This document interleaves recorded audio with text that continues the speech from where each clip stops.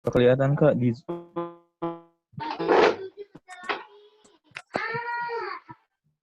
Udah kelihatan semua? Di Zoom aja, Kak.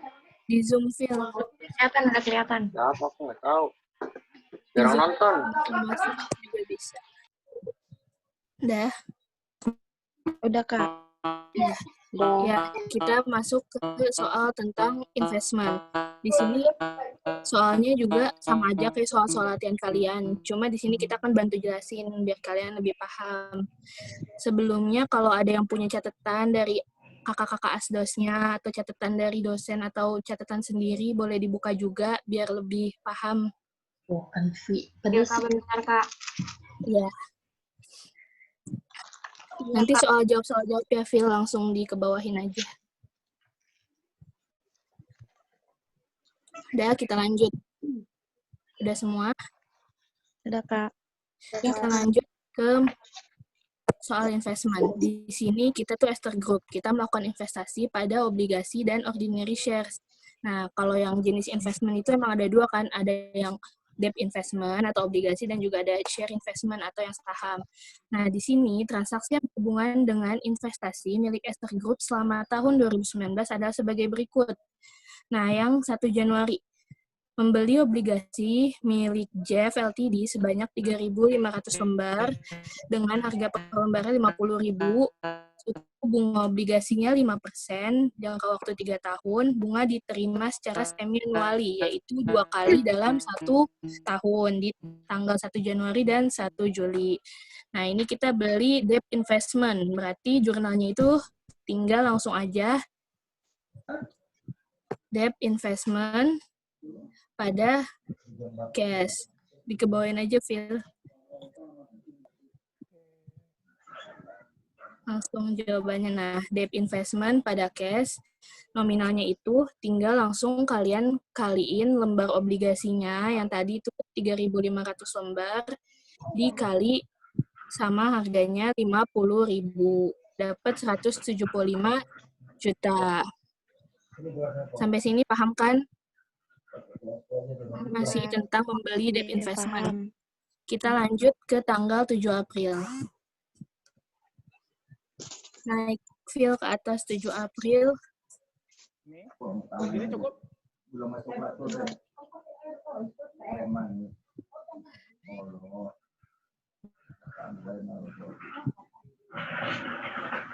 Naikin soalnya, Phil.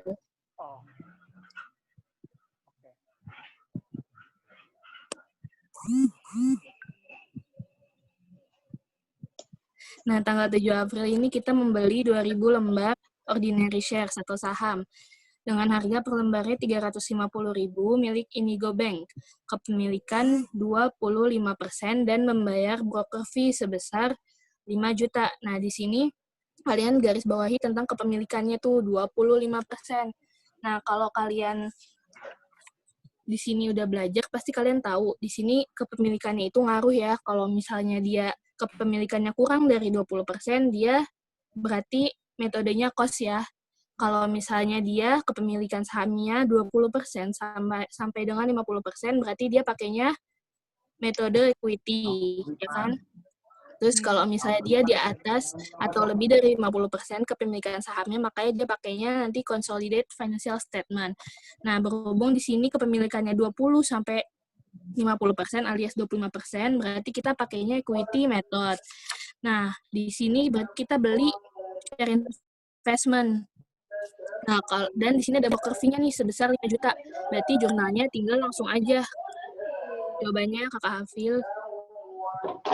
Ke bawahin, berarti tanggal 7 April itu jurnalnya share investment pada cash.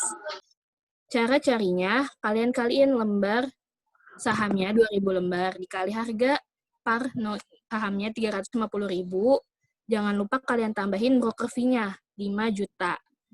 Nah, jurnalnya share investment pada cash, karena dia investasi sahamnya, bukan obligasi. Kalau yang tadi tanggal 1 Januari obligasi, yang tanggal 7 ini saham, gitu. Kak, mau nanya dong. Ya.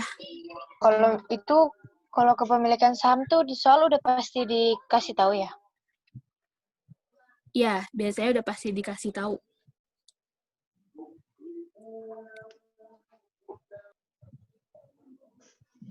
Lanjut ke 1 Juli. 1 Juli itu soalnya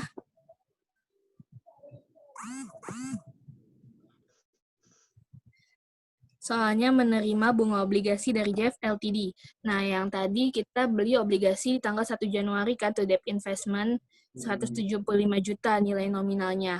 Terus di sini di tanggal 1 Juli kita menerima bunga obligasi. Nah, berarti jurnalnya gimana? Jurnalnya ke bawah, Hafil, tanggal 1 Juli ada cash pada interest revenue. Karena kita nerima uang dari pendapatan bunga. Makanya nominalnya kita dapetin dari nilai nominal obligasi 175 juta. Tahu kan dapat dari 3.500 lembar dikali 50.000, terus dikali persen bunganya, suku bunga obligasinya 5%, yang disoal, terus dikali 6/12. 6/12 itu karena dia semi annually. Makanya dikali 6/12, karena dia 2 kali nerima bunga dalam 1 tahun. Gitu. Lanjut ke tanggal 2 Juli. Naik ke atas tanggal 2 Juli.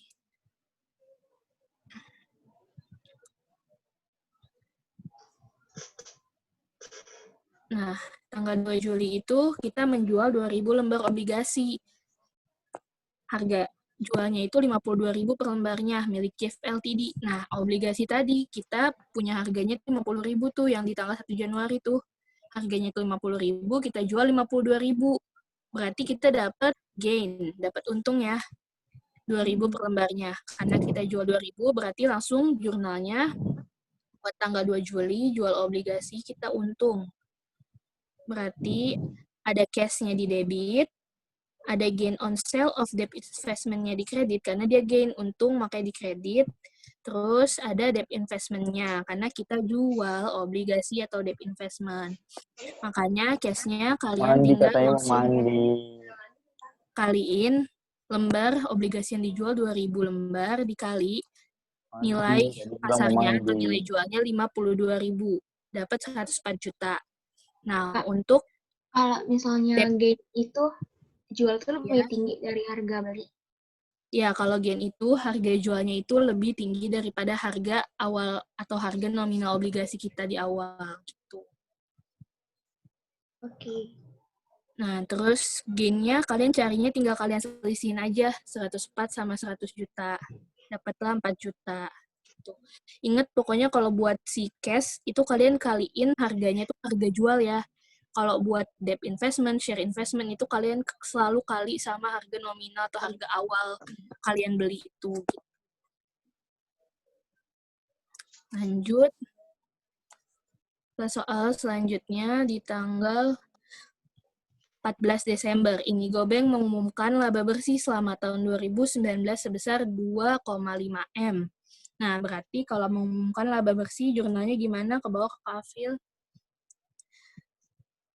Nah, tanggal 14 Desember. Nah, kita mengumumkan laba. Berarti di sini, karena dia equity method, berarti jurnalnya itu share investment pada revenue from share investment. Nominalnya, tinggal kalian kaliin. Tadi dia ngebagiin laba itu 2,5 M. Sedangkan kalian di sini punya persen kepemilikan 25%. Berarti kalian kaliin 25%-nya punya kalian. Baru dapat nominal buat kalian 625 juta gitu. Ini kalian harus paham, harus tahu tentang cost method sama equity methodnya ya, jurnal-jurnalnya semuanya. Kalau misalkan merasa kurang, tanya aja nggak apa-apa kok. Kan ini juga buat diskusi. Ya. Di sini udah pada buka juga catatannya.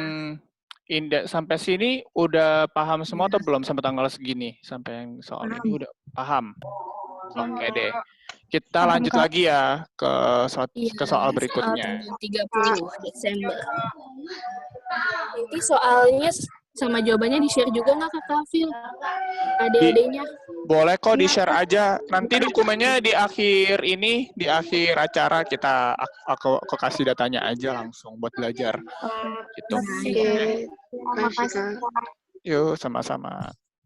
Lanjut tanggal 30 Desember, Inigo Bank mengumumkan dan membagikan dividen tunai sebesar 60.000 per lembar. Nah, berarti kita lihat tadi kita punya saham 2.000 lembar ya, yang di tanggal 7 April tuh. Nah, di sini kita dikasih dividen tunai sebesar 60.000 per lembar saham. Berarti jurnalnya gimana Kakak Afil? Bahwa tanggal 30 Desember. Nah, di sini pas pengumuman, karena dia equity method, makanya jurnalnya dividen receivable pada share investment. Dividen receivable-nya bertambah, share investment-nya berkurang. Cara cari nominalnya, 2.000 lembar saham kalian yang kalian punya di Inigo Bank dikaliin sama 60.000 dari dividen tunainya per lembar sahamnya itu. Jadi kalian langsung kali lembar sahamnya. 2.000 lembar dikali 60.000. Dapatlah 120 juta. Kak, Nah, bentar, tadi dia itu 2.000 bilang dari mana, Kak? lembar sahamnya. Lembar saham yang kita punya di Inigo Bank tadi. Coba ke soal Kafil. Nah, itu tanggal. Nah, dia bilang 60.000 per lembar kan. Nah, berarti kita harus cari saham kita di Inigo Bank. Ke atas lagi, Kafil.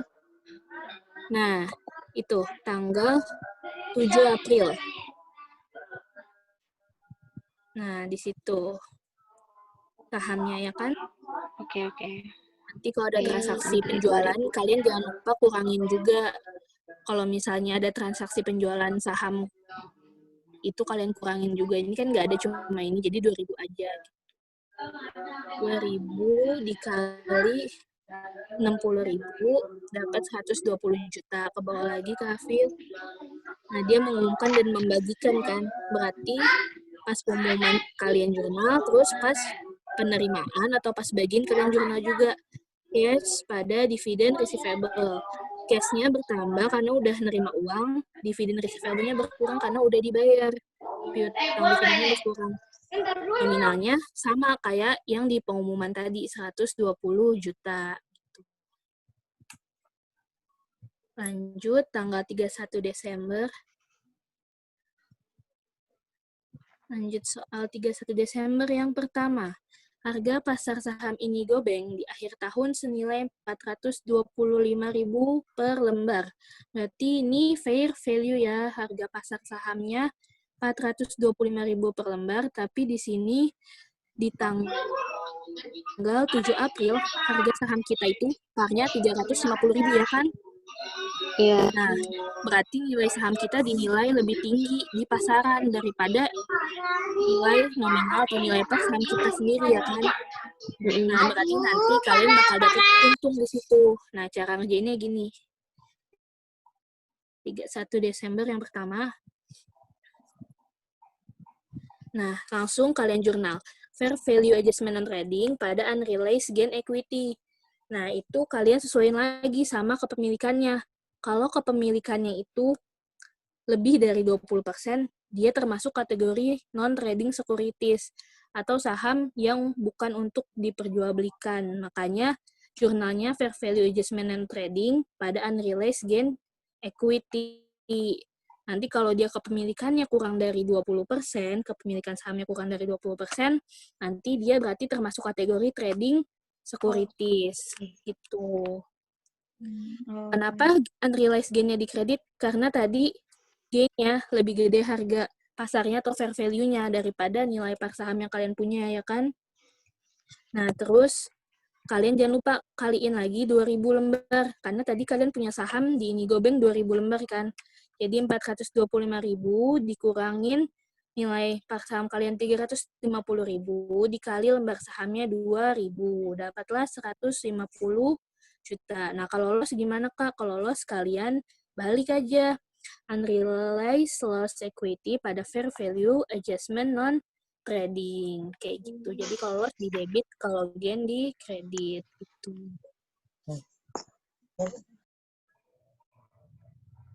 Lanjut. Masih ada yang bingung nggak yang ini? Masih bingung. Coba Nah, kalau misalkan kenapa? bingungnya di Kak, mana? ulang lagi, Kak. Masih nggak ngerti. Jelasinnya pelan-pelan, Kak. Iya, Kalau pelan-pelan. yang di dividen kasnya itu nggak dikali persen lagi ya? Oh, itu enggak, karena udah per lembar. Lanjut yang tadi ya, yang fair value. Coba Iya. lihat lagi yang atasnya, Kak, nih. Di sini harga pasar sahamnya itu 425.000 per lembar. Fair value-nya kan itu. Nah, Iya. terus kalian bandingin sahamnya di sini punya harga awal berapa nih? Yang 7 April ya. Kalian lihat di sini awalnya 350. Berarti gedean fair value. Jadi kalian punya nominal saham tuh 350.000, tapi di pasaran nilai saham kalian tuh ternyata 425.000, tinggi kan? Lebih tinggi daripada nilai nominal saham kalian, ya kan? Dinilai lebih tinggi, makanya dapat dia gain. Kalau harga pasarnya dinilai lebih rendah, berarti dia dapatnya loss. Tuh. Masih bingung? Kalau harga pasar rendah, loss ya? Ya, jadi kalau misalnya harga pasarnya itu lebih rendah daripada nominal saham kalian.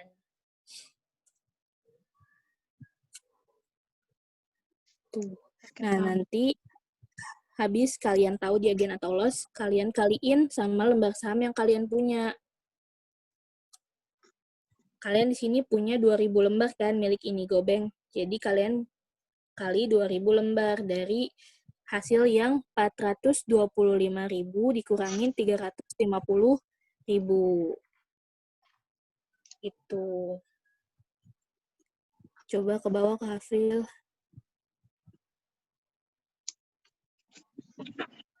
Nah, makanya dapat fair value adjustment on trading pada unrealized gain equity. Dikredit gainnya karena dia untung kan, makanya dikredit. Gitu. Sama kayak nanti, biasanya kalau misalnya di sini ada lebih dari satu transaksinya gitu atau ketahuannya, jadi nanti kalian bisa bandingin antara saham PTA sama PTB. Jadi kalian tulis dua-duanya tuh di situ. Kalian tulisnya sama kayak gini, kalian bandingin saham yang A-nya tuh misalnya dapat gini nih, 150 juta gain. Saham yang B-nya itu kalian dapat 120 juta loss. Nah, berarti nanti kalian di situ tetap dapat gain kan? Kalian bagi tuh. Kalian bandingin antara 150 juta yang gain sama 120 juta yang loss. Nanti di situ kalian tetap dapat gain kan? Nah, kalian tulis selisihnya aja gitu.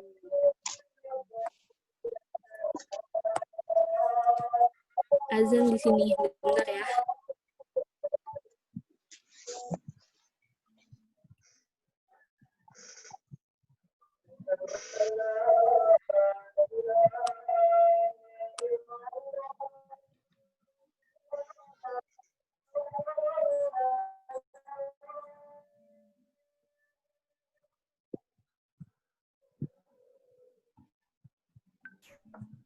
Sebentar ya, kita tunggu sampai azan Isya kelar dulu ya. Habis itu kita lanjut lagi. Oke, Kak.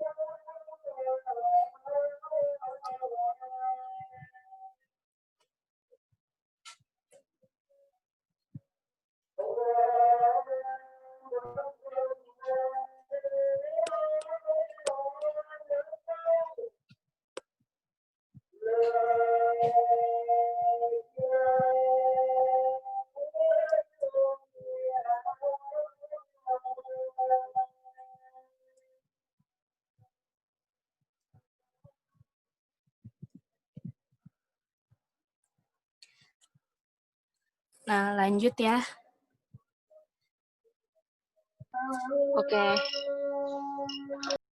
Kita lanjut ke soal yang 31 Desember yang awal. Ngerti kan? Kalian bandingin dulu berarti di fair value sama cost yang kalian punya itu gedean mana. Kalau gedean fair value berarti gain. Kalau gedean si cost berarti dia loss gitu. Nah, lanjut Kak, sekarang aku mau 31 tanya dong, Kak. ya. Kan aku di catatan aku untuk trading itu dia sahamnya kepemilikannya kurang dari 20%. Nah, untuk non trading itu dia kepemilikan lebih dari 20%. Nah, untuk kepemilikan 20% itu masuknya kemana ya, Kak? Oh, untuk kepemilikan 20%. Untuk kepemilikan 20% itu berarti sama aja kayak masuknya ke si non-trading. Oke, kasih ya, Kak. Nah, lanjut ke 31 Desember yang terakhir ya. Kita ke atas, Kak Afil. Nah, di sini di soal 31 Desember mencatat penyesuaian bunga obligasi yang tersisa dari Jeff Ltd. Nah, berarti soal atas lagi, Kak Afil. Di sini bunga obligasi yang tersisa ya. Kita lihat sini obligasinya. Tanggal 1 Januari kita punya 3.500 lembar. Terus yang berhubungan sama obligasi tanggal berapa lagi? Tanggal Juli itu bunga, terus tanggal 2 Juli kita jual 2.000 lembar. Berarti obligasi kita sisa 1.500 lembar ya. Nah, ke bawah lagi ke Hafil, di sini kita mencatat penyesuaian bunga ya, karena 31 Desember nih. Nah, berarti penyesuaiannya gimana? Interest receivable pada kreditnya interest revenue. Kenapa debitnya interest receivable? Karena bertambah ya piutang bunganya, kreditnya interest revenue karena pendapatan bunganya juga bertambah. Nominalnya gimana, Kak? Nah, sama kayak tadi. Nominalnya itu kalian cari lembar obligasinya berapa? 1.500 ya sisanya tadi.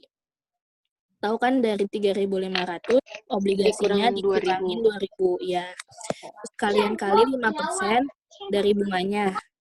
Bunga obligasi. Terus kalian kali 6/12 itu karena dia semi annually. Kalau dia annually berarti kali 1/12 aja. Nah, terus kalian kali 50.000 harga nominal obligasinya ya. Dapat dari mana 50.000? Dapat dari keterangan di soal yang pertama banget yang tentang obligasi itu ada tadi kan 50.000 per lembarnya. Makanya kalian dapat nominalnya 1.875.000.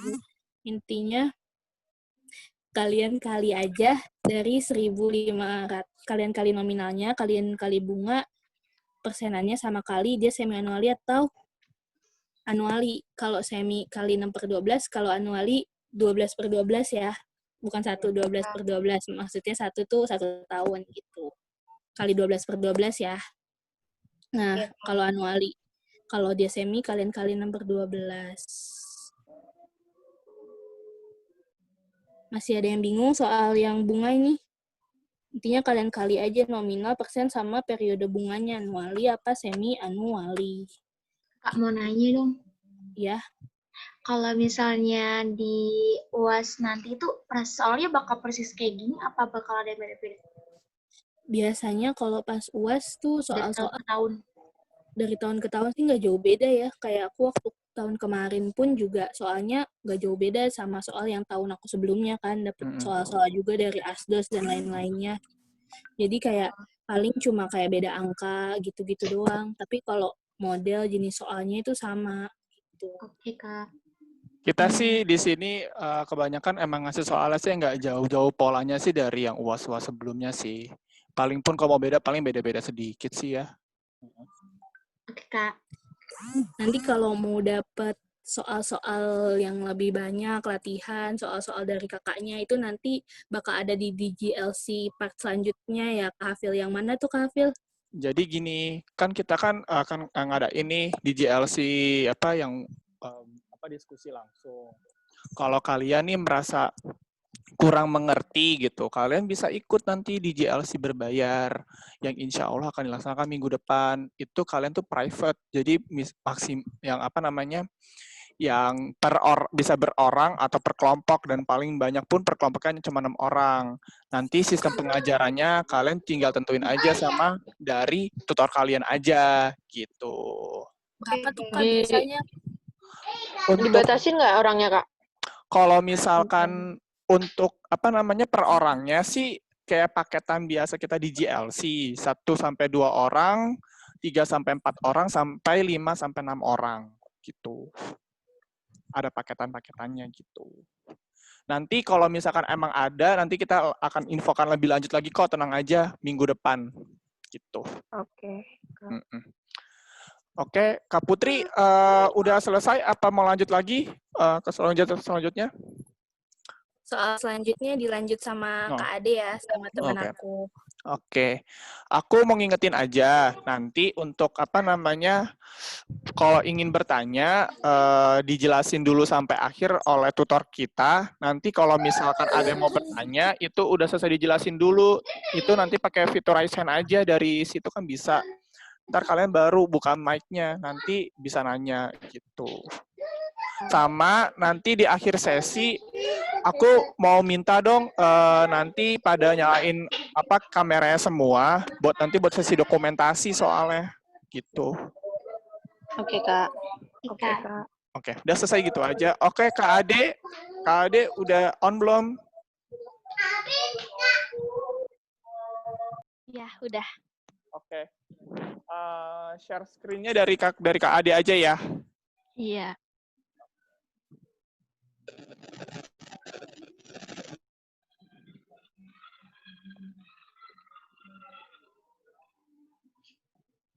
Nah, udah.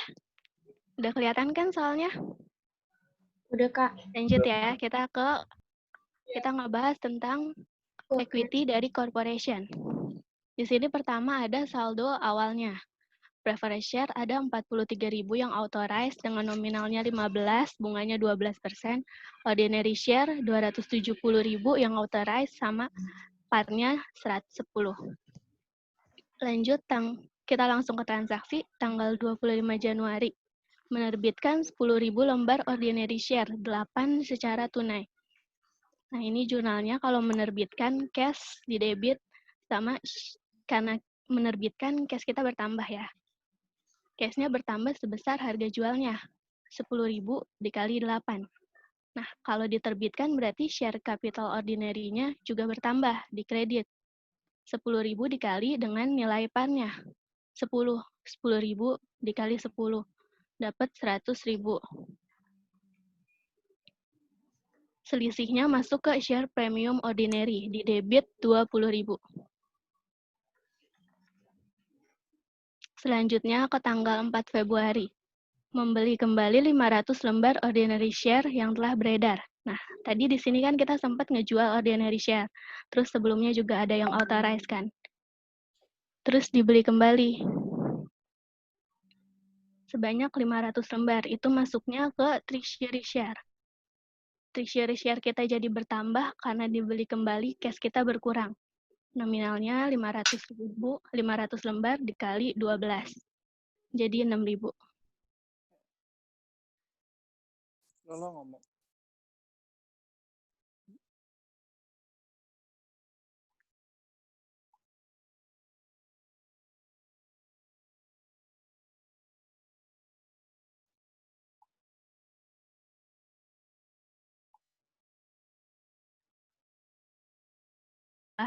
Treasury share-nya karena cash-nya, karena kita ngejual lagi, cash kita bertambah, terus treasury share-nya berkurang di kredit. Nah, kalau cash-nya ini selalu dari harga jualnya. 300 lembar dikali 25, dapat 7.500. Kalau treasury share-nya, berapa tadi pas kita beli? Harganya 300 dikali yang ini, 12.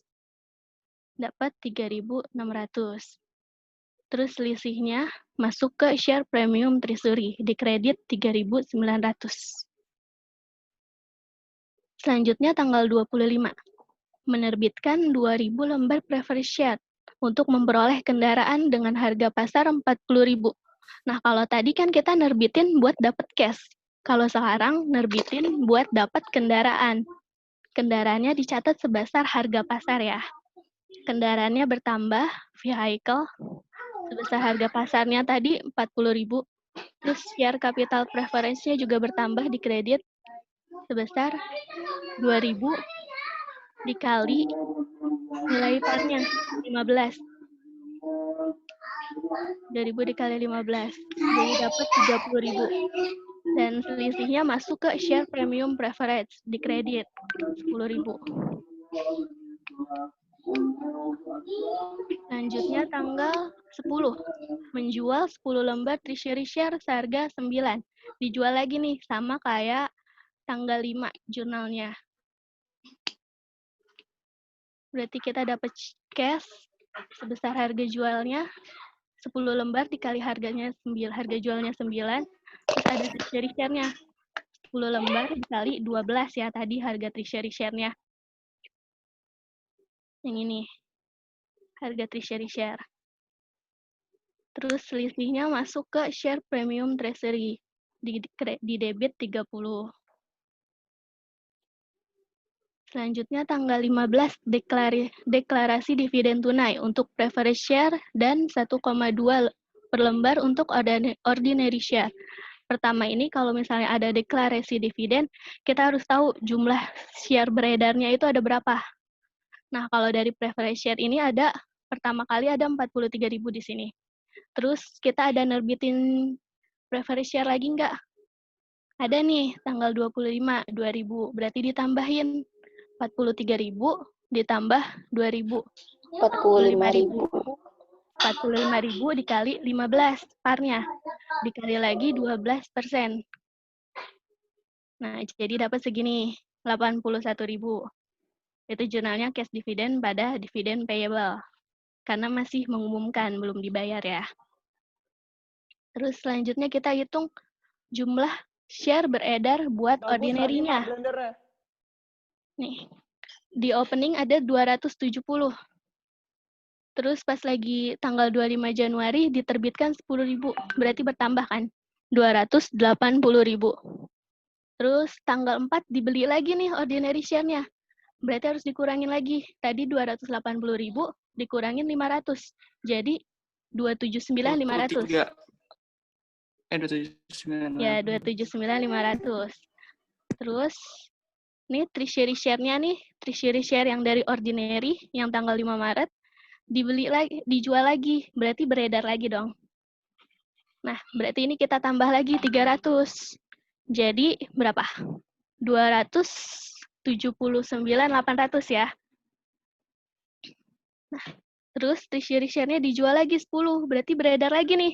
Kita tambah 10 lagi. Tadi 279.800 tambah 10. 279.810. Dikaliin 1,2. Dia bilang deklarasinya 1,2 buat ordinary share. 279.810 dikali 1,2. Jurnalnya sama. Ini kalau mau digabungin juga nggak apa-apa. Cash dividend pada dividen payable. Nominalnya tinggal kalian tambah. Selesai kayak gitu. Ada yang mau Kak, bisa jelasin lagi nggak yang deklarasi dividennya? Masih nggak ngerti. deklarasi dividen? Iya, yang tanggal 15 Juli. Jadi kalau deklarasi dividen, pertama kalian harus cari jumlah saham yang beredarnya dulu. Berapa jumlah saham yang beredarnya? Dari preference maupun ordinary. Nah, dari preference sendiri itu pertama kali udah beredar nih 43.000. Yang ini. Iya. Nah, terus kita lihat di transaksi, dia menerbitin preference share lagi nggak? Nah, tanggal 25 Maret ada nih. Menerbitkan 2.000 lembar preference share. Berarti kita tambah 43.000 ditambah 2.000. Jadi 45.000. Ya. Kalau preference itu langsung dikali sama yang ketentuan di sini. 45.000 dikali 15 dikali 12%. Oh, iya. Jurnalnya cash dividend pada dividend payable sebesar 81 ya hasil perkalian tadi. Nah, kalau ordinary sama cari dulu jumlah saham beredarnya. Kan di sini beredarnya pertama ada 270.000. Terus tanggal 25 Januari diterbitkan 10.000. Berarti beredar lagi dong. 270.000 ditambah 10.000. Jadi 280.000. Nah, tanggal 4 dibeli kembali. Jadi udah beredar, kita tarik lagi. Berarti yang saham yang ada di peredarannya berkurang dong. Karena Iya. dibeli kembali. Iya. Nah, tadi 280 kurangin 500. 279.500. Oh, iya. Ya. Terus treasury-nya nih dijual lagi. Berarti dia jadi beredar lagi dong. Ya kan? Iya. Iya. Nah, berarti kita tambah lagi 300. Oh. Tadi berapa? 279.500 tambah 300. Jadi 279.800. Ya. Iya kan. Nah, kalau ini preference share berarti nggak usah kita lihat. Nah, yang terakhir treasury-nya karena dari ordinary kita hitung lagi nih, diterbitin lagi 10. Berarti bertambah lagi 10. Share ordinary kita yang beredar. 279.800 ditambah 10. 279.810 ya yang beredarnya. Nah, kalau ordinary biasanya ada ketentuan di sini. Dividen tunainya itu dapat berapa per lembarnya. Sini diketentuin 1,2 per lembar. Berarti langsung kita kaliin aja. Saham yang beredar tadi 279.810 dikali 1,2 dapat 335.772. Gitu. Paham, Kak. Makasih, Kak. Makasih, Kak. Ya. Kak, mau nanya dong, kalau misalnya ada soal diumumkan dan dibagikan cash dividend, berarti dia bikin 2 jurnal ya, Kak? Ya. Ditambahin Jurnal lagi. pas pengumuman sama jurnal pas pembayaran. Ya, kalau ini jurnal pas lagi diumumkan. Kalau pas lagi bayar, dia ada lagi. Berarti dividen payable-nya berkurang kan, utangnya berkurang, didebitin, sama kreditnya cash. Nominalnya samain kayak yang ini. Sama yang kayak yang diumumin. Oh ya, oke, makasih Kak. Kak, mau nanya dong. Iya. Kalau misalnya di soal itu yang keterangannya diketahui share isu, ngitungnya sama nggak kayak share autorest yang tadi? Yang mana? Ini. Ini kan yang di atas dia dibilang share autorest. Nah, biasanya kan ada juga tuh soal yang bilang share isu. Itu gimana? Iya, sama aja kok. Sama-sama yang beredar. Oke. Terima kasih, Kak.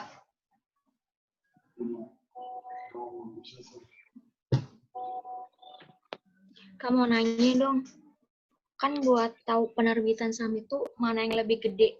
Maksudnya kalau misalnya nilai nominal itu kan lebih besar dari cash, kan pakainya yang cash share premium membesar kapital. Kalau misalnya nentuin dia nilai nominal itu dari mana? Maksudnya ulang-ulang. Gini. Maksud aku tuh cara nentuin nilai nominal dalam sebuah soal tuh kayak gimana, buat nentuin dia lebih besar atau sama dengan, itu kayak gimana? Oh, kalian lihat aja harga jualnya di sini kan biasa ada kan per parnya. 8. Nah, di awal itu dikasih tahu nilai parnya. Bandingin aja harga jual sama nilai par. Kalau misalnya di ordinary, bandinginnya sama ordinary share parnya. Iya. Kalau preference, bandinginnya sama preference-nya juga berarti. Parnya preference. Oke.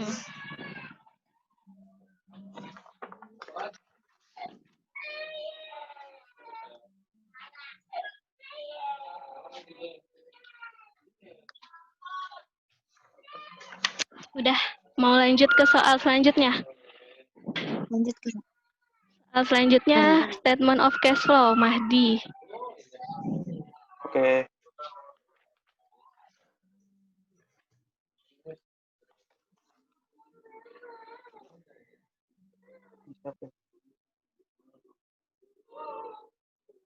Bill.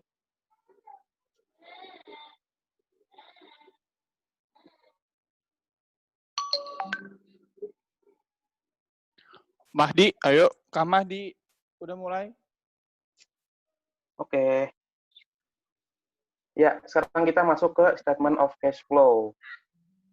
Udah. Mau lihat tuh, kan ada Josh Inc. Cooperative Statement of Financial Position selama tahun 2018 dan 2019. Nah, hal pertama yang kita lakuin. Oke, sabar. Pelan-pelan, Iya. Kak. Hal pertama yang kita lakuin pas pengen bikin cash flow, itulah membandingkan financial position dari tahun 2018 dan 2019. Nah,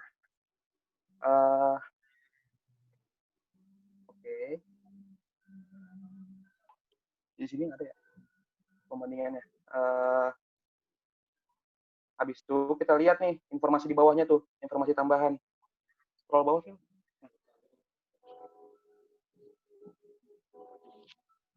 Bisa kita lihat ya informasi-informasi tambahannya buat membuat cash flow-nya. Langsung ke bawah ya, Fit, ke jawabannya itu. Nah, di sini kita mulai dari cash flow from operating activities. Operating activities itu mencakup net income, depreciation expense, habis itu accounts receivable, inventories, prepaid expense, sama current liabilities. Nah, di sini tuh cuma ada account payable. Kita masukin nih net income sebesar 91.300.000. Nah, habis itu kita tulis lagi adjustment to reconcile net income to net cash provided by operating activities. Pertama, depreciation expense. Di sini depreciation expense di informasi tambahan itu sebesar 36.100.000. Oke. Habis itu kita lihat lagi nih, di sini nih account receivable-nya naik apa turun dari 2018 ke 2019. Kalau dia mengalami kenaikan, berarti kita mendapatkan uang. Kalau dia mengalami kenaikan, berarti kita bertambah. Nah, sedangkan di sini, kalau kita mengalami penurunan kenaikan account receivable, berarti kita cash kita berkurang. Dan kalau mengalami penurunan, berarti cash kita bertambah. Di sini kita mengalami penurunan account receivable sebesar 5.400.000. Terus inventory kita bertambah ya. Bertambah sebesar 7 juta.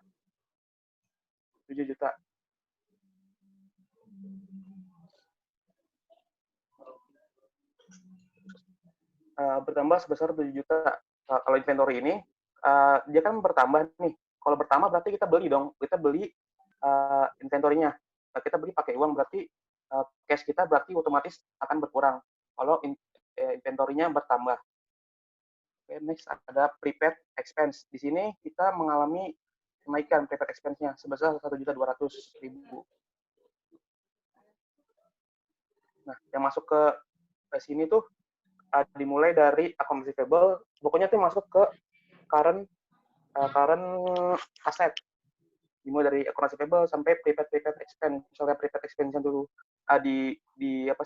dibagi-bagi lagi, misalnya kayak prepaid insurance, prepaid advertisement gitu-gitu, itu dimasukin ke operating activities. Terus lanjut ke increase. Di sini current asetnya tuh udah mesinnya aja nih, sampai prepaid expense saja. Terus kita lanjut ke current liabilities. Di sini tuh kita cuma ada account payable. Kalau ada misalnya wages payable atau electricity payable, itu dimasukin. Karena di sini cuma ada account payable, jadi kita masukin account payable-nya aja. Nah, di sini account payable mengalami kenaikan sebesar 17.900, yang berarti kas kita bertambah. Nah, lalu kita jumlah-jumlahin nih semuanya, dapatlah gini nih, 47.200. Nah, di bawahnya sini kita dari net income-nya kita tambahin ke jumlah yang tadi nih. Yang 47.200.000 tadi. Kan agak ribet. Bang, jangan buru-buru, Bang. Ya, bentar. Nah, habis itu kita dapat net cash provided by operating activities sebesar 138.500.000. Sampai sini ada yang mau ditanya? Mungkin? Bang, apa yang perlu dibandingin, apa yang nggak perlu dibandingin? Ya perlu dibandingin, yang perlu dibandingin ya semuanya, saldo-saldo yang tahun sebelumnya dan tahun sekarang. Di Semuanya semua sih, itu semuanya pasti dibandingin ya? Maksudnya semua iya, pasti bakal dimasukin? iya. Nggak pasti semua, paling yang dimasukin tuh pasti, kecuali itu ada yang nggak masuk cuman paling cash sama return earning. Sisanya sih masuk pasti. Cash sama apa, Bang? Return earning. Oh. Return earning. Dah. Oke, lanjut ke cash flow from investing activities. Bisa dilihat investing activities. Di sini kita cuma punya equipment ya. Tapi scroll ke atas.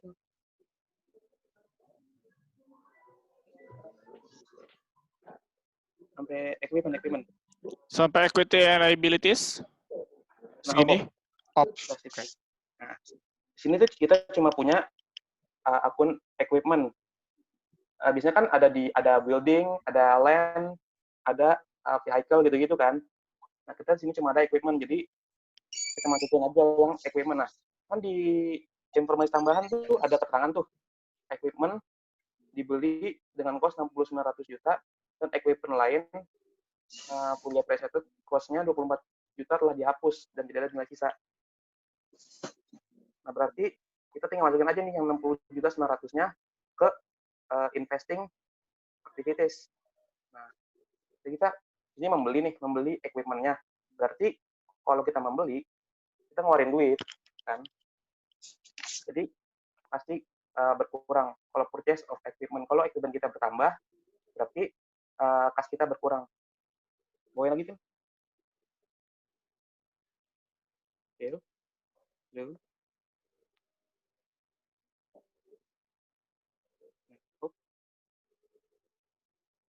Nah, itu bisa lihat purchase of equipment 60.900.000. Nah, investing activities ini biasanya itu cuma akun-akun fixed asset aja biasanya.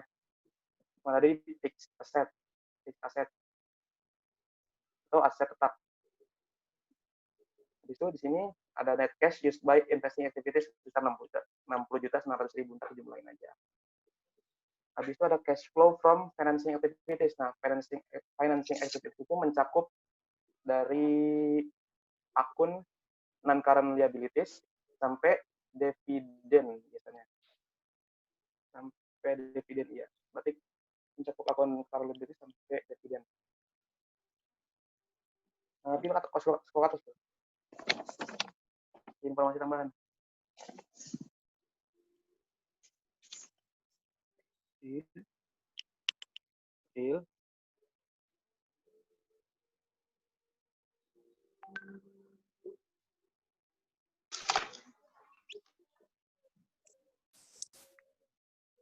Ke atas, Phil. Atas. Wih. Sorry. Tadi nge-charge laptop dulu. Ya. Oke. Nah, itu ada keterangan tuh. Dividen tunai dibayar sebesar 58 juta. Nah, dividen ini masuk ke financing activities. Terus ada bond payable, jatuh tempo tahun 2019. Dan yang nomor 4, bonds payable jatuh tempo tahun 2019. Dan share capital ordinary di-issue tunai. Nah, itu semua masuk ke financing activities. Angkanya dari mana nih? Yang nomor 4 kan ada angkanya nih. Kita lihat lagi ke statement of financial position-nya. Yes, di statement di laporannya bisa lihat kan bonds payable yang tadinya 115 juta jadi 0. Berarti di sini bonds payable-nya berkurang. Kalau dia berkurang, berarti kita kan kalau bonds payable kan utang nih, kita bayar utang. Berarti kalau kita bayar utang, duit kita terpakai. Berarti itu mengurangi kas kita. Oh, berarti bonus selalu berkurang ya, Bang? Bisa bertambah sih. Kalau bertambah kayak gimana, Bang? Kalau tergantung soalnya. Kalau bertambah, ya berarti di antara di informasi tambahannya ada keterangan gitu, misalnya membeli bonds payable tahun 2019 sebesar berapa, bisa kayak gitu. Atau di ada keterangannya di 2019-nya, Bang? Iya, biasanya ada. Kalau bonus itu biasanya ada. Kalau nggak ada berarti kita lihat aja saldonya berapa gitu. Kalau nggak ada keterangannya, kita lihat lagi saldonya. Oke. Nah, di sini kan ada share capital ordinary di issue tunai. Kita lihat juga nih share capital ordinary-nya.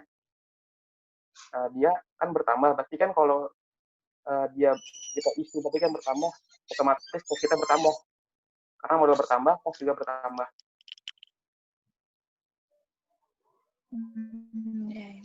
Pokoknya kalau nggak ada di sini ada angkanya. Bang, kalau misalkan hasilnya minus bisa nggak sih? Itu minus gimananya?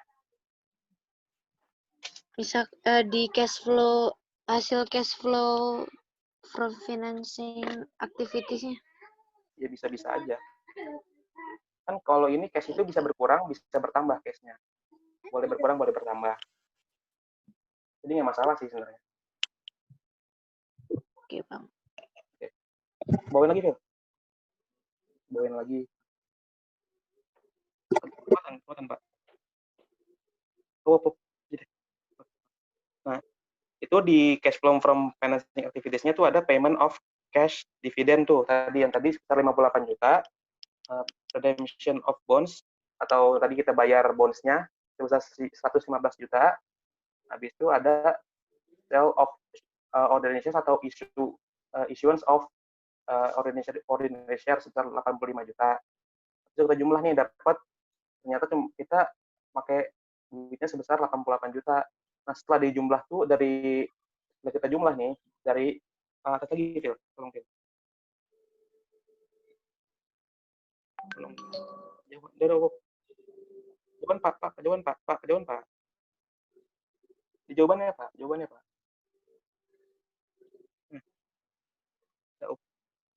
Nah, kita jumlahin nih, dapat dari cash provided by operating activities, terus dapat lagi, itu kan kita bertambah nih di operating activities sebesar 138.500.000. Terus kita buat dari cash flow from inventory activity-nya kita memakai duitnya, berarti kita minus nih 60.900.000. Buin, Bel.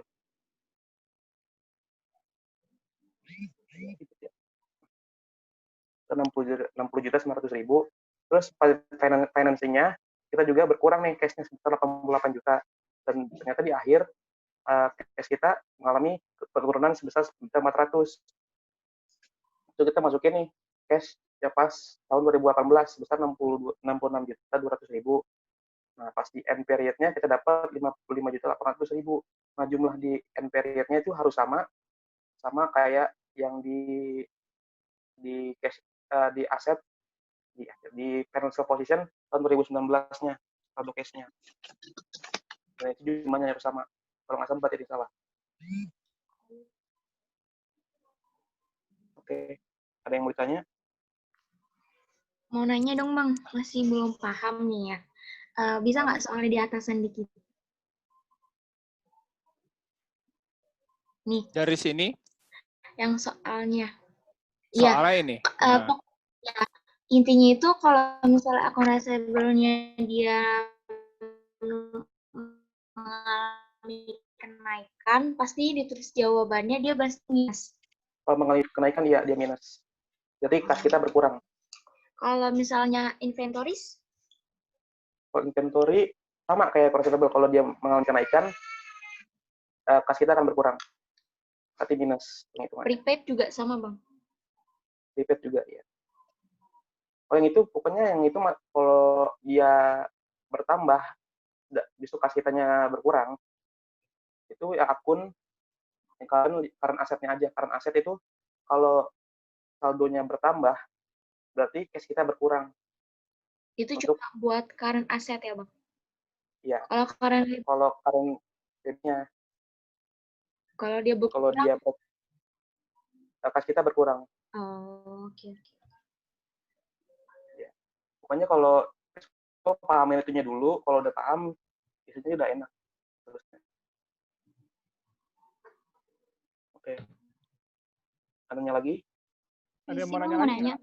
Bagian mana? Ya, silakan. Itu ACCD equipment-nya nggak dimasukin karena keterangannya gimana? Activity equipment. Iya. Akumulasi depresiasi ya maksudnya. Ya. Ini di mana? Depresiasi kan maksudnya? Ini ya? Iya, Kak. Oh, yang di sini di. Iya aja, iya. Oh, Iya. Kan nah pertama kita lihat dulu nih di informasi tambahan nih, di informasi tambahan ada tuh equipment lain dengan cost 24 juta telah dihapus tidak ada nilai sisa. Kalau udah dihapus, kita itu sebenarnya udah masuk ke net income-nya. Jadi kita nggak perlu ngitung lagi nih. Jadi kita nggak perlu ngitung lagi. Kita lihat di sininya aja, di informasi tambahan, depreciation expense-nya. Udah dari situ aja. Berarti nggak ngaruh ya? Nggak ngaruh banget. Tapi misalnya kita mau hitung manual nih, 51.300.000, kita tambah 36.100.000, terus kita kurangin lagi 24 juta, pasti hasilnya sama kayak 63.400.000. Hasilnya sama. Kalau kita main secara manual. Apa deh? Iya. Terima kasih, Bang. Ada mau nanya lagi nggak?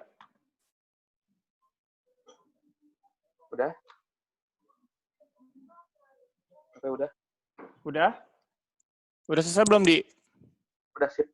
Oke. Kalau misalkan udah selesai, kita mau lanjut ke soal selanjutnya yang akan dijelasin sama Bang Alfa nih. Oke, Bang Alfa, aku stop dulu biar dia yang ngejelasin. Ayo, Bang Alfa.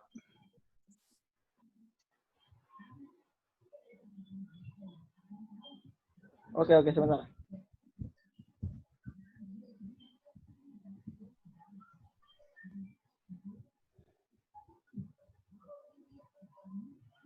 Kelihatan nggak?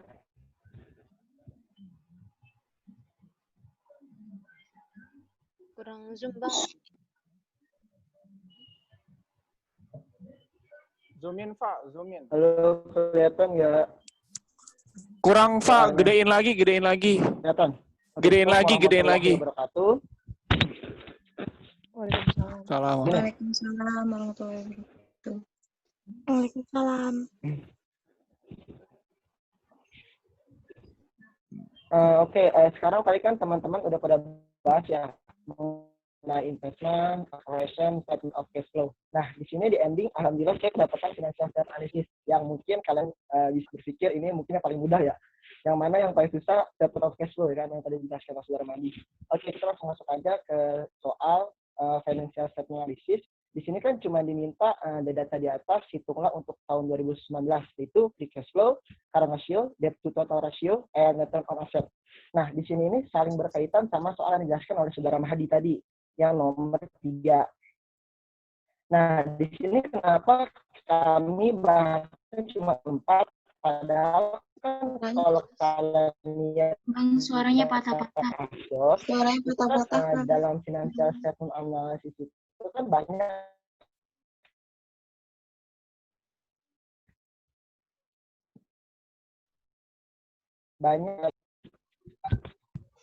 ya, jadi kan di financial statement analysis itu kan banyak turnover dan lain-lain kan. Tapi kita hanya menekankan 4 ini karena kan yang biasanya keluar di UAS itu ya 4 ini biasanya. Nah, pertama kita lihat free cash flow nih. Nah, rumus free cash flow itu adalah cash flow Suaranya putus-putus, Bang. Dikurangi. Nah, cash provided by operating activities ini berasal dari nih. Masih putus nggak? Masih putus nggak kayak gini? Udah. Maaf, cash flow-nya.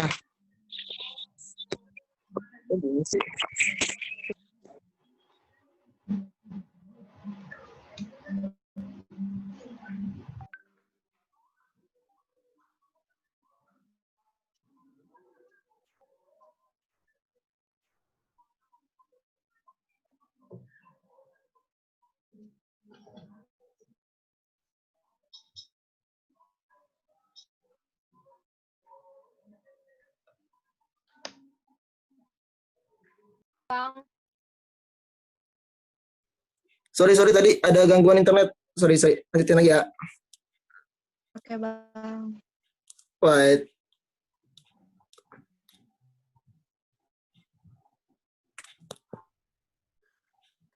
Oke, tadi kan kita udah bisa lihat ya.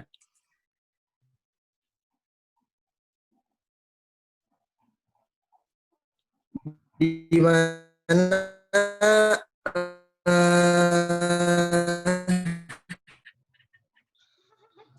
di sini kan ada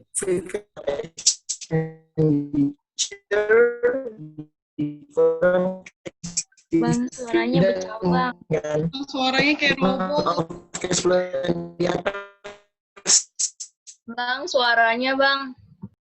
Bang, suaranya putus-putus. Valid by operating activities-nya berapa sih?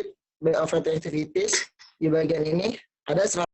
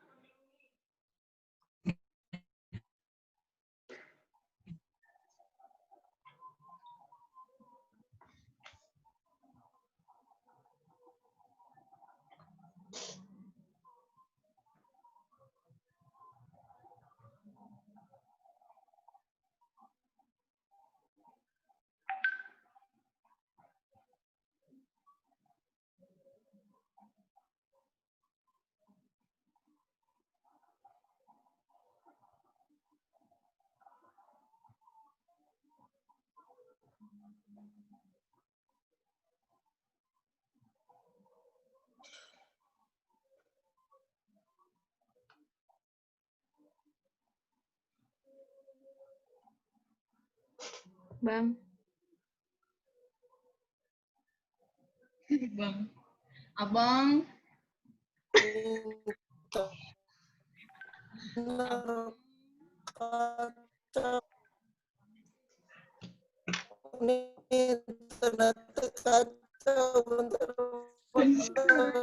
Sorry.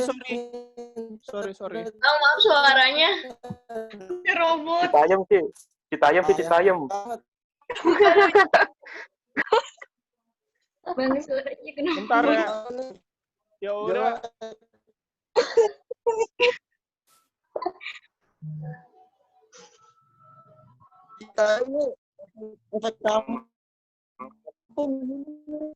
Citayam, maaf.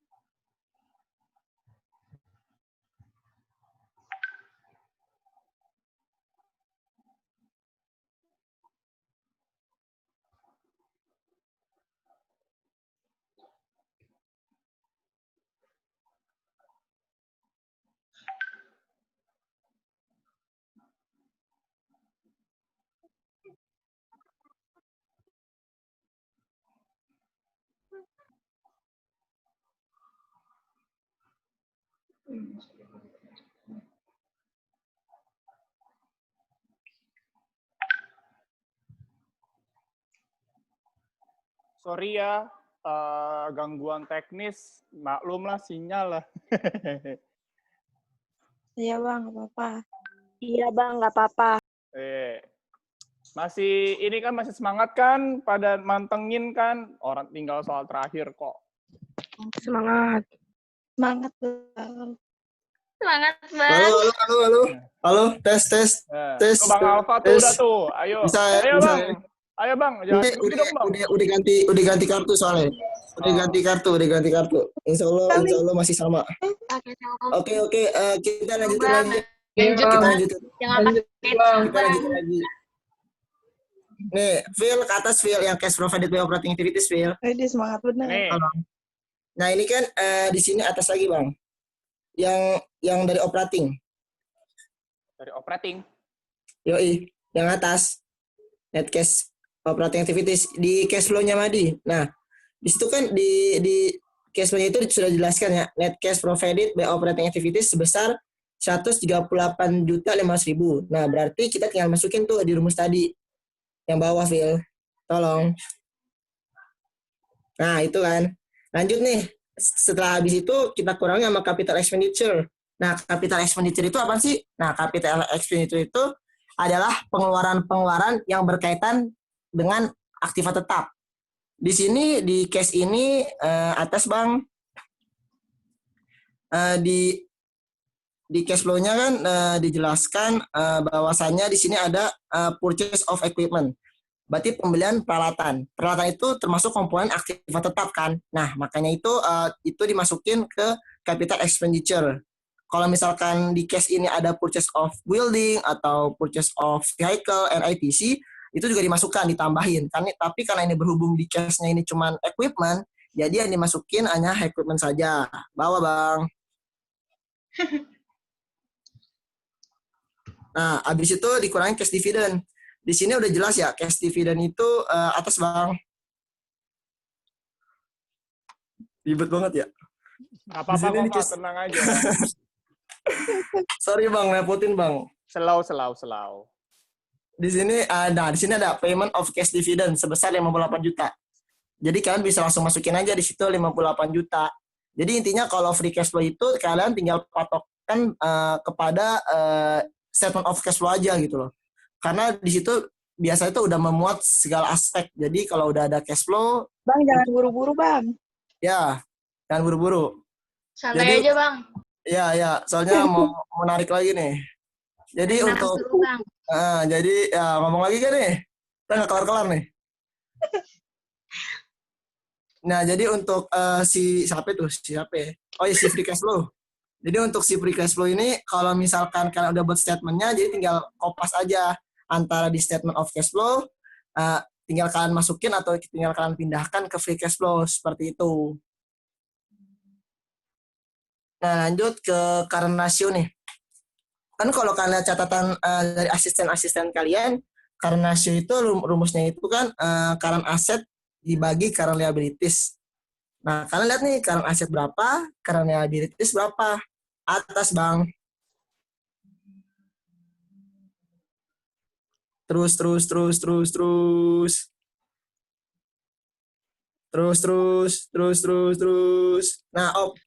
di sini kan kalau kalian ingat atau kalian ketahui, current asset itu kan di sini kan ada cash, account receivable, inventories, sama private expense kan. Jadi kalian tinggal tambahin aja cash-nya 55.800 ditambahin 80.200. Habis itu ditambah 110.500.000, habis itu kalian tambahin 14.200. Itu akan dapat hasilnya sebesar 260.700. Nah, pasti di sini ada beberapa nih yang nanya nih, Bang, kenapa sih Bang equipment sama akun nggak masuk? Nah, pasti kalau kalian belum paham mengenai golongan akun, equipment itu kan masuknya aktiva tetap kan, bukan current asset tapi fixed asset.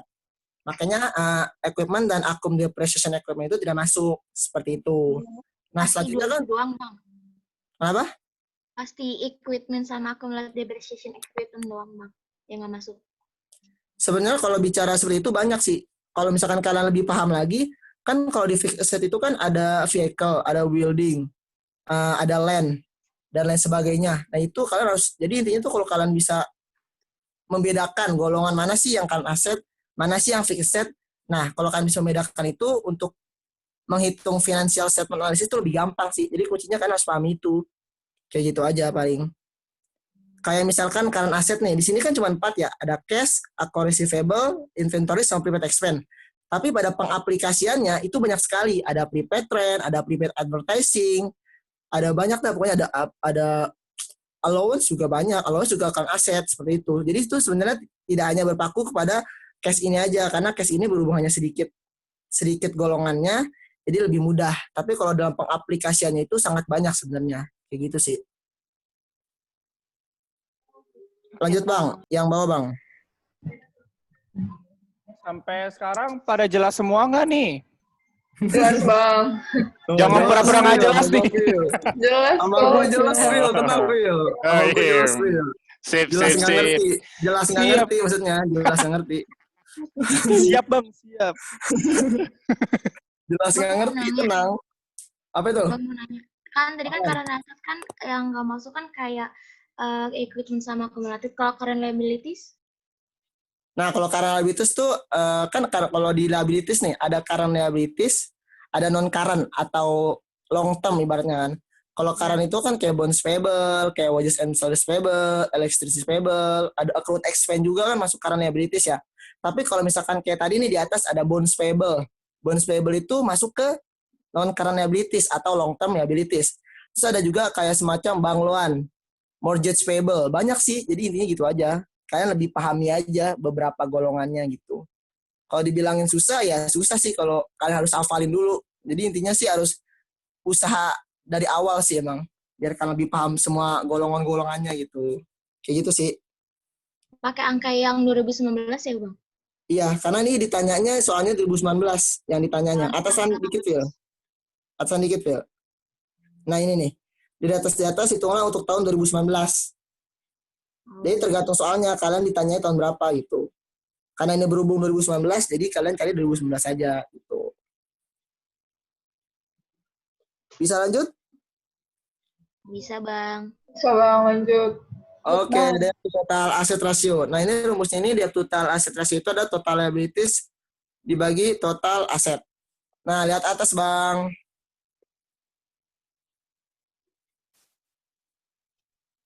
Yang comparative statement, Bang.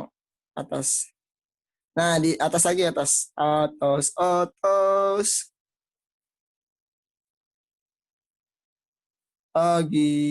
Atas lagi. Nah, di sini kan total liabilities dibagi total aset kan. Total liabilities di sini berapa di tahun 2019? Itu ada accounts payable and bonds payable kan. Akan tetapi di sini bonds payable ini udah habis karena tadi Saudara Mahdi jelaskan mungkin ada pelunasan bonds payable pada tahun sekian. Yang mana mengakibatkan tadi statement of cash flow-nya adalah berkurang kan di bonds payable-nya. Nah, karena berhubung bonds payable ini tidak ada, jadi kalian tinggal tambahin accounts payable tambah bonds payable. Jadi total liabilities-nya itu cuma 98.200. Itu total debt-nya. Nah, total dibagi total aset nih. Nah, di sini udah terpampang jelas ya, total aset itu sebesar 412 juta. Jadi tinggal kalian bagi aja. Bawa, Phil. Bawa, Phil. Nah, jadi tinggal kalian bagi aja total liabilities dibagi total aset itu 98.200.000 dibagi 412 juta. Dapat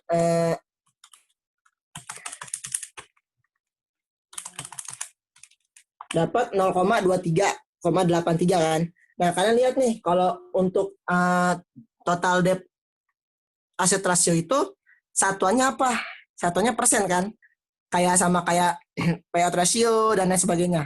Jadi kalau satuannya persen berarti kalian hasil tadi kalian ubah ke persen. Makanya di sini ditulis dikali 100%. Tapi bukan berarti dikali 100% itu kalau kalian mencet kalkulator dikali 100% ya, itu salah. Kalau kalian coba kayak gitu, itu hasilnya pasti tetap 0,2383. Jadi kalian kali 100 aja gitu. Karena kalau kalian kali 100% pasti hasilnya tetap sama, 0,2383 gitu. Lanjut ke terakhir nih, ada return on asset. Rumus return on asset itu net income dibagi average asset. Nah, net income di sini udah dikasih tahu nih di additional information atas, Bang.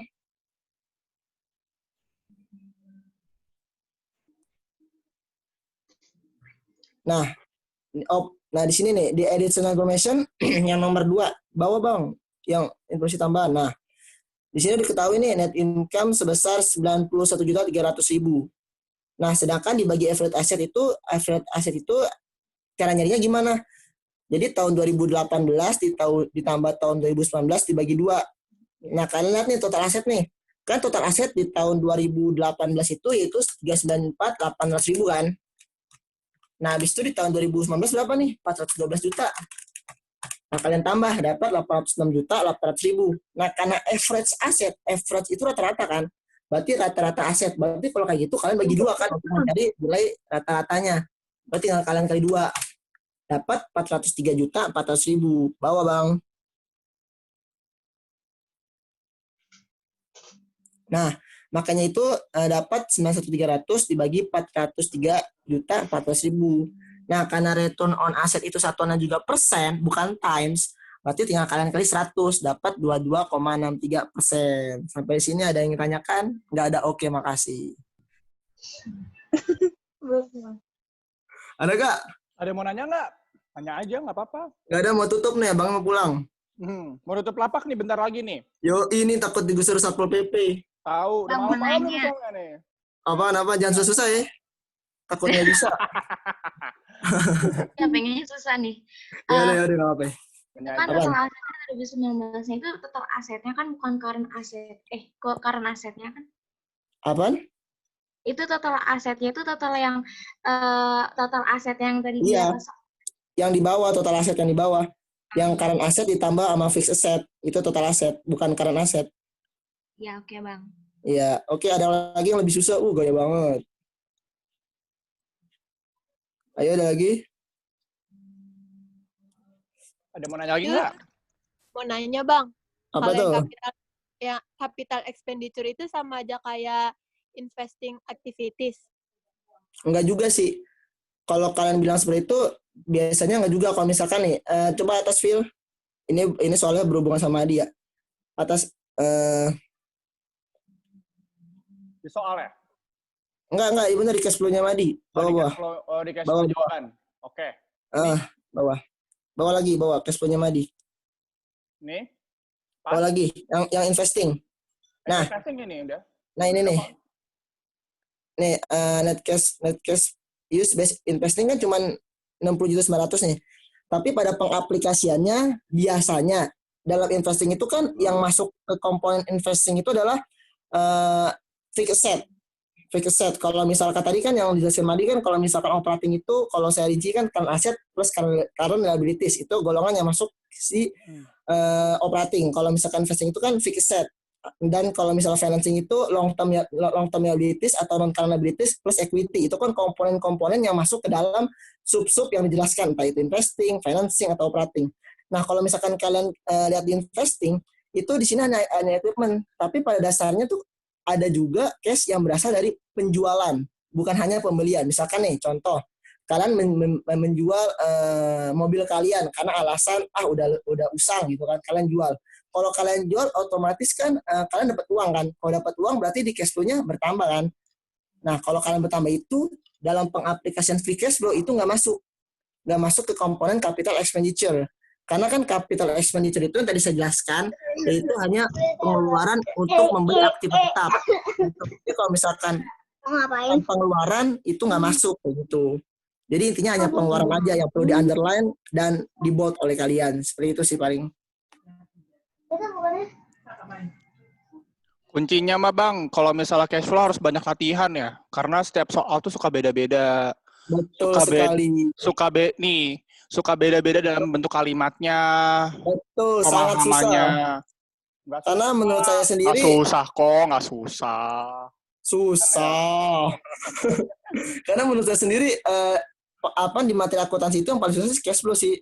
Kalau saya berjujur. Gitu. Yang paling susah di antara yang lain kayak gitu. Pokoknya kalian ngitung cash flow udah balance, udah sujud syukur aja kalian. Tuh kunci. Udah balance pasti bener, Bang. Gimana, Bang? Tuh, ya pasti bener tuh. Enggak juga sih. Enggak juga. Gitu. Ada yang mau nanya lagi nggak? Ada yang lagi nggak?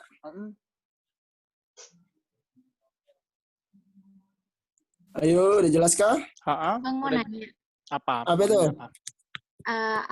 Yang soal keempat tadi kan permintaannya kan cuma ada 4 soal doang. Ntar ke UAS kayak gitu nggak Bang? UAS? Paling kalau misalkan, kita sih nggak bisa mastiin. Paling kalau misalkan 4 ini, paling ada tambahan aja. Kalian tinggal tambahin di ini aja, di yang telah kita kasih tuh paling kalau tambahan kayak inventory turnover, atau profit margin, atau asset turnover. Paling kalian harus kuasai kayak gitu sih. Kayak gitu paling. Karena kita yang masukin cuma 4 doang, nggak banyak. Kayak gitu paling. Ada lagi? Kalau misalkan emang udah nggak ada yang mau nanya, kita mau tutup dari sekarang. Terima kasih Bang Alfa atas penjelasan malam ini. Oke, terima kasih. Mohon maaf ya kalau ada salah kata tadi. Dan error internetnya. Efek Citayam ini.